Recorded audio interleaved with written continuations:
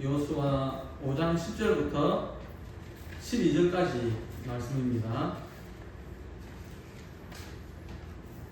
여호수아 5장 10절부터 12절까지 말씀입니다. 한 목소리로 같이 읽겠습니다. 또 이스라엘 자손들이 길갈에 지쳤고 그달 14일 저녁에는 여리고 평지에서 유월절을 지켰으며 유월절 이튿날에 그 땅의 소산물을 먹되 그날에 무교병과 혹은 곡식을 먹었더라. 또 그 땅의 소산물을 먹은 다음 날에 만나가 그쳤으니 이스라엘 사람들이 다시는 만나를 얻지 못하였고 그해 가나안 땅의 소출을 먹었더라. 아멘. 오늘 말씀의 제목은요, 열매 맺는 삶입니다. 얼마 전에 저희 재현미 사모하고 이야기를 하다가 재현미 사모가 교회에 나온 지 올해가 딱 40년이 되는 것을 알게 되었습니다.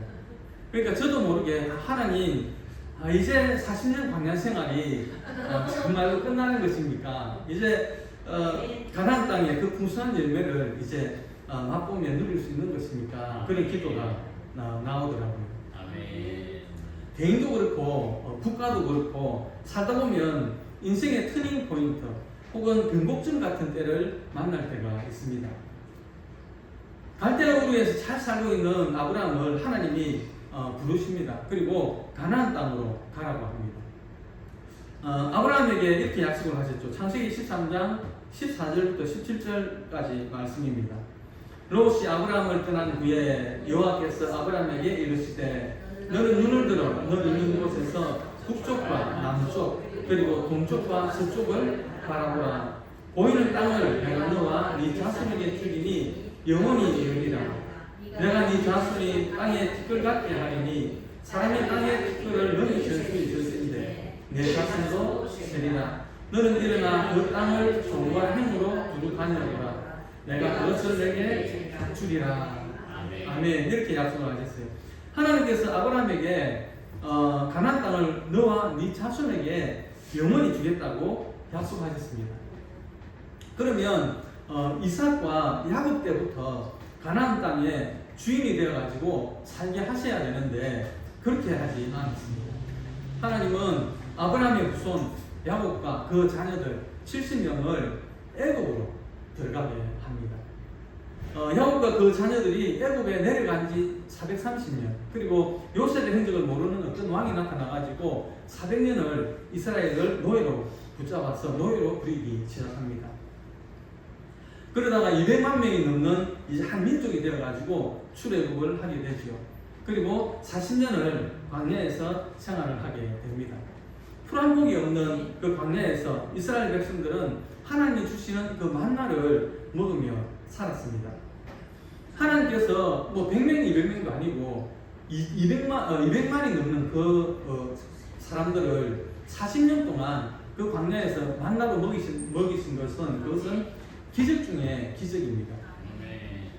이제 40년 광야 생활을 마치고 요단강을 건너서 하나님께서 약속하신 그 가나안 땅에 들어왔습니다. 여기서부터 오늘 본문이 시작이 됩니다.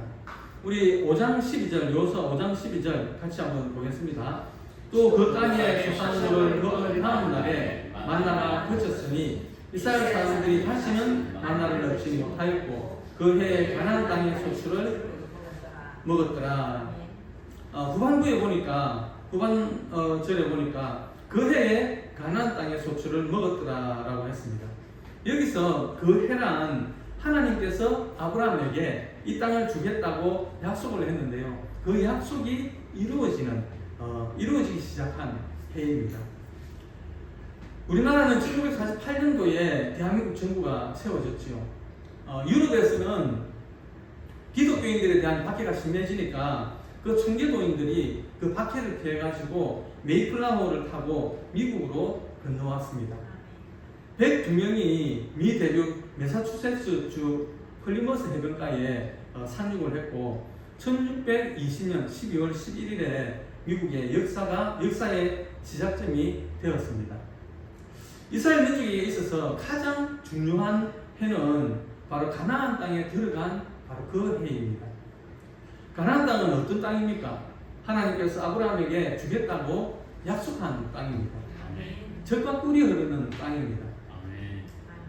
이제는 누구에게도 빼앗길 수 없는 영원한 땅으로 이제 들어왔습니다. 이스라엘 백성들은 이 땅에서 영원히 이제 행복하게 살아야 했습니다. 그런데 70년에 로마가 쳐들어오죠. 그리고 그 땅을 점령해 버립니다. 이스라엘 백성들은 쫓겨납니다. 그래서 이스라엘 백성들은 그때부터 세계 곳곳에 흩어져서 살게 되는데요. 이스라엘 땅에 이스라엘 그 사람들이 가장 적게 남았을 때가 2만 5천 명이 남아서 살았던 때도 있었다고 합니다. 그리고 나머지는 모두가 이제 세계 곳곳에 뿔뿔이 흩어져 가지고 유랑 생활을 하게 되었죠. 나라 없는 서름을 당했습니다. 어딘가에 정착을 해서 살려고 하면은 쫓겨나고 그런 일들이 반복되어 일어났습니다. 게토라고 하는 이스라엘 백성들 마을을 만들어 놓고 그것을 벗어나지 못하도록 했습니다. 수없이 많은 유대인들이 핍박을 받고 그리고 살해당했습니다. 2차 세계대전 당시에 독일군에 의해 가지고 저질러졌던 홀로코스트 다 아시죠? 이때 유대인이 600만 명이 죽었습니다. 심지어는 그 유대인들을 일렬로 쭉 세워놓고 그 총의 성능 테스트도 했습니다. 총을 쏘면 이 총알이 몇 명을 관통하고 지나가느냐 그런 실험도 했다고 합니다. 우리나라도 일본에 의해 가지고 35년 동안 식민 통치를 당했죠. 나라가 없는 민족들이 당해야 하는 고통은 이루 말로 표현할 수 없습니다. 그래서 우리나라에 많은 독립군들이 나왔죠. 유대인 중에도 나라를 잃은 민족이 당해야 하는 고통을 절실하게 느끼고 깨달은 사람이 있었는데요. 테오도르 헤르첼이라는 사람이 있었습니다. 이 헤르첼은 원래 비엔나 대학의 법대 출신이었는데요. 어느 날 그의 운명을 바꾸는 신문기사를 하나 보게 됩니다. 프랑스에서 일어난 소위 드레프스 사건인데요. 드레프스는 프랑스에서 근무하고 있던 유대인 출신의 군인이었습니다. 소위 군인이었습니다. 장교였죠. 그런데 그가 독일에 중요한 정보를 넘겼다. 그래가지고 만유죄로 체포되어지게 됩니다. 사실은 그게 아니었거든요. 다른 사람이었는데 드레피스가 잡히게 되는 것입니다. 유대인이라는 이유 하나만으로 이제 종신형을 선고받고 프랑스령 비아나에 있는 디아블 악마의 섬이라고 하는 아주 힘든 아주 열악한 그 수용소에 수감이 됩니다. 당시에 재조사가 있었고 그리고 드레프스가 범인이 아니라는 그런 정보도 있었지만 유대인이라는 이유만으로 프랑스 군부는 드레프스를 희생양으로 삼았던 것입니다. 테오도르 헤르첼은 이 사건을 보면서 이것이 나라 없는 소름이라고 뼈저리게 느꼈습니다. 그래서 그는 시오니즘을 외치기 시작했습니다. 시오니즘은 조상의 땅인 그 팔레스타인 지역에 유대 국가를 세우자고 하는 민족주의 운동 사상입니다. 하나님이 주신 땅을 회복하고 그곳으로 유대인들이 다시 몰려와서 하나로 뭉쳐서 살자고 외치기 시작했습니다. 이 나라 저 나라에 살고 있던 영향력 있는 유대인들이 뜻을 같이 하고 모이기 시작했습니다. 라피의 아들이었던 이 테오도르 헤르첼은 1896년에 2월에 유대인 문제의 현대적 해결 시도라고 하는 시오니즘 책을 발간하게 되는데 잃어버린 땅을 찾고 나라를 세우자는 외침이었습니다. 이 책 한 권이 유대인의 역사를 완전히 바꾸어 놓습니다. 놀라운 반응이 일어났습니다. 당시로서는 상상도 못할 이야기였지만 테오도르 헤르첼은 각 나라의 그 유대인들 조직을 만들었고 유대인들은 시온주의라는 깃발 아래 모이들기 시작했습니다. 당시 이스라엘을 영국이 지배하고 있었거든요. 영국은 이런 사실을 이제 알게 됩니다. 그리고 제안을 하죠. 왜냐하면 이미 그 땅에 팔레스타인인들이 살고 있지 않습니까? 그래서 영국에서 이제 제안을 하죠. 아프리카의 우간다 땅을 줄 테니까 그곳에 가서 유대인들이 모여서 나라를 세우고 살아라라고 합니다. 나라를 세울 수 있다는 그 말에 혹해가지고 이 헤르첼은 찬성을 하는데요. 그런데 정통주의 유대인들은 반대를 했습니다. 이 세상을 하나님이 창조하셨고 이 세상의 주인은 하나님이신데 그 하나님이 가나안 땅을 우리에게 주셨는데 우리가 왜 아프리카에 가서 살아야 하느냐? 우리는 하나님이 주신 땅을 찾아야 하겠다 하면서 그 헤르첼에게 반기를 들었습니다. 그리고 첫 번째 sionism 회의가 스위스 바젤에서 열렸는데요. 그 후에도 계속 이 시온주의 회의가 열렸습니다. 헤르첼은 4차 시온주의 총회 연설을 하면서 이렇게 이야기를 했습니다. 우리가 꾸는 꿈은 5년 내지 50년 안에 이루어집니다. 이렇게 이야기를 했습니다.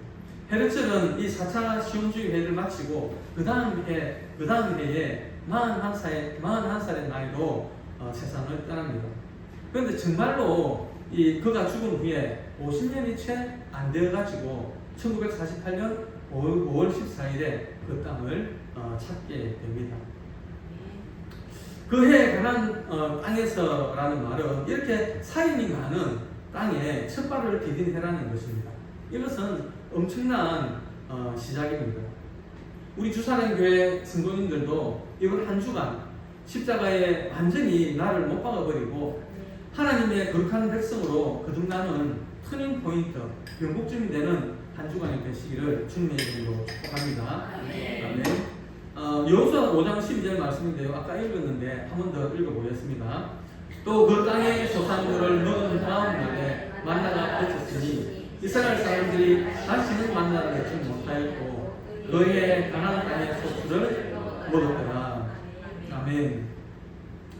이스라엘 백성들은 가나안 땅에서 그 땅의 열매를 먹었습니다. 그리고 나니까 만나가 그쳤습니다. 40년 동안 매일 아침마다 뜰에 쌓이던 만나가 그쳤습니다. 만나는 하나님이 주시는 공짜로 주시는 음식이죠. 사람의 노력은 하나도 없이 그저 하나님이 주시는 양식이었습니다. 그러나 열매는 그렇지가 않죠. 열매는 사람이 가꾸어야 합니다. 사람이 경작을 해야 합니다.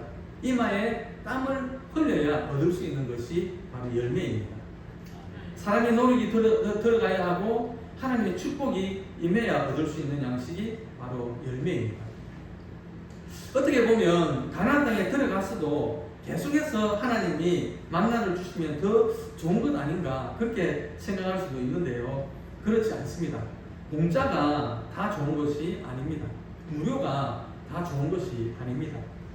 영국인이 이제 미국 땅에 들어가니까 그곳에는 이미 인디언들이 살고 있었습니다. 자기들이 주인인 그 땅에 이방인들이 들어오니까 인디언들이 가만히 안 있죠. 그래서 인디언들이 이 이방인들을 공격을 했습니다. 많은 사람들이 목숨을 잃었습니다. 그래서 미국인들이 이 인디언들을 달래기 위해서 모든 것을 제공해 주었습니다. 먹는 것도 갖다 주고 그리고 공부도 공짜로 다 시켜 주었습니다. 인디언들은 이제 다 공짜로 제공이 되니까 일할 필요가 없습니다. 그렇다고 해서 이 인디언들이 열심히 공부를 했느냐? 공부도 하지 않았습니다. 그래서 나중에 시간이 흐르고 보니까 이 인디언들은 대부분이 무명자가 되었습니다. 마약을 하고 쾌락을 즐기기 시작했습니다. 결국 마약 환자가 되고 그리고 알코올 중독자가 되었습니다. 찌끄러기 인생이 되어버리고 있습니다. 뒤늦게나마 똑똑한 인디언 지도자들이 나타나가지고 그들이 제일 먼저 한 일이 뭐냐 그러면 공짜 거부 운동이었습니다. 일하면서 먹고 살자라는 운동이었습니다. 그래서 관광지라든지 아니면 인디언들이 이렇게 모여 사는 곳에 가면 물건을 이렇게 만들어서 파는 사람들이 생겨나게 된 것입니다. 그들은 그렇게 안 해도 돈이 다 나오기 때문에 살 수 있습니다. 그러나 공짜는 좋은 것이 아닙니다. 놀고 먹다 보니 성장이 없고 발전이 없게 되는 것입니다. 만나만 계속 하나님이 주시는 것은 축복이 아닙니다. 가나안 땅에 들어와서 그 땅 열매를 먹는 순간 만나가 그쳤습니다. 만나는 이제 열매로 바뀌었습니다. 우리는 우리의 노력에 하나님의 축복이 임한 열매를 먹는 삶을 살아가야 하겠습니다. 어느 동물 연구가가 아프리카 정글에서 이 원숭이를 연구를 했다고 합니다. 원숭이는 이 나무 저 나무를 바쁘게 옮겨 다니면서 부지런히 열매를 따먹었습니다. 연구를 해보니까 원숭이들은 하루 평균 6시간을 부지런히 움직이며 열매를 따먹어야 건강하게 살 수 있었습니다.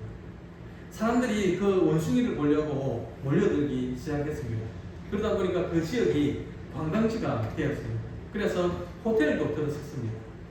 호텔에서 나오는 많은 음식 찌꺼기들을 이 사람들이 그 정글에다 갖다 버렸습니다. 그런데 이 원숭이들이 그 찌꺼기 음식을 먹기 시작합니다. 맛이 있으니까요. 이제는 나무를 이 나무 저 나무 쫓아다니면서 열매를 따먹지 않아도 됩니다. 놀다가 자다가 배가 고프면 그곳에 가서 음식을 주워 먹으면 됩니다. 원숭이들이 먹고 자고를 반복하다 보니까 병이 들고 원숭이들이 한 마리 두 마리 죽기 시작했습니다. 그래서 원숭이들이 죽어버리고 이제 원숭이들이 그곳에 없습니다. 그러니까 사람들도 오지 않습니다. 호텔도 이제 문을 닫아 버렸습니다. 우리는 이마에 땀을 흘리며 맡은 바 사명에 충성한 삶을 살아야 하겠습니다. 하나님 그래서 만나를 주시지 않고 열매를 먹게 하셨습니다.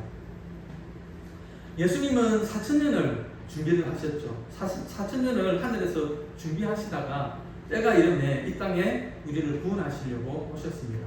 그리고 이 땅에서도 30년을 준비하셨습니다. 그리고 3년 동안 본격적으로 사역을 하셨고 하늘로 올라가셨습니다. 우리에게는 약속하신 성령을 보내주셨습니다. 그것은 영혼의 열매를 많이 맺게 하기 위함이었습니다. 우리 주사랑교회 성도님들의 삶의 지경이 넓혀지기를 축복합니다. 하나님께서 허락하신 그 지경에서 또한 소출을 풍성하게 거두고 누리시기를 축복합니다. 특별히 전도를 통한 영혼 구원의 열매들도 풍성하게 맺어서 주님의 기쁨이 되는 우리 주사랑교회 성도님들이 되시기를